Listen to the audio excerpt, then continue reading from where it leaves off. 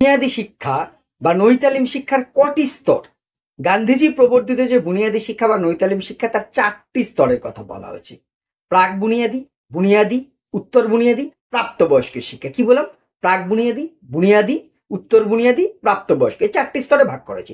প্রাক বুনিয়াদী হচ্ছে 7 বছর বয়স পর্যন্ত, মানে 7 বছর বয়স আগে, সেটা 3, 4, 5 যেখান থেকে শুরু হোক, 7 বছর পর্যন্ত, ঠিক আছে? এই বিফোর 7 এই সময়টার যে শিক্ষা সেটা হবে প্রাক, প্রি বেসিক এডুকেশন, প্রাক বুনিয়াদী।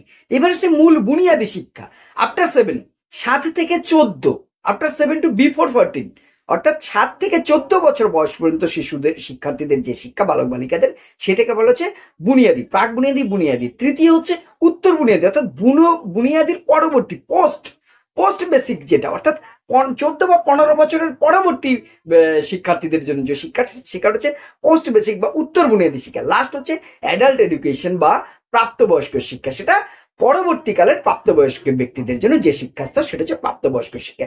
এই 4টি ভাগে ভাগ করা হয়েছে তোমার যে বুনিয়াদী বা নৈতালিম শিক্ষাকে। একটা বললাম প্রাক বুনিয়াদী, যেটা 7 বছর পর্যন্ত, তারপরে বুনিয়াদী 7 থেকে 14 বছর বয়স পর্যন্ত, তারপর উত্তর বুনিয়াদী 14 বা 15 বছর বয়স পর্যন্ত শিক্ষার্থীদের জন্য, এবং প্রাপ্তবয়স্ক শিক্ষা। এই হচ্ছে বুনিয়াদী শিক্ষা, যেটা গান্ধীজি প্রবর্তন করেছে। পরবর্তীতে সে অর্ধার পরবর্তীতে সেটা নাম হয়েছে নৈতালিম। বিভিন্নভাবে আমরা ভাগ করেছি।